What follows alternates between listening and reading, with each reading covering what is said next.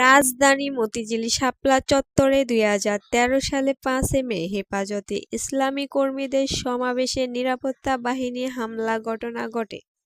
হাটে হাড়িভাঙা প্রথম পর্ব শিরোনামে দেওয়া পোস্টে সোহেল তাজ লিখেছেন, আপনারা যারা আরশাদ ভাইকে শাপলা চত্বর নিয়ে দোষারোপ করছেন তা সঠিক নয়।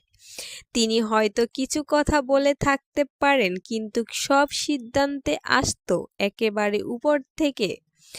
এইসব পোস্টে তিনি সিরিজ চলবে, এখন আমার পালা বলেও ইঙ্গিত দেন। গণমাধ্যমে প্রকাশিত সংবাদ অনুযায়ী এই সময়ে ক্ষমতাসীন আওয়ামী লীগের সাধারণ সম্পাদক ছিলেন শহীদ আশরাফুল ইসলাম।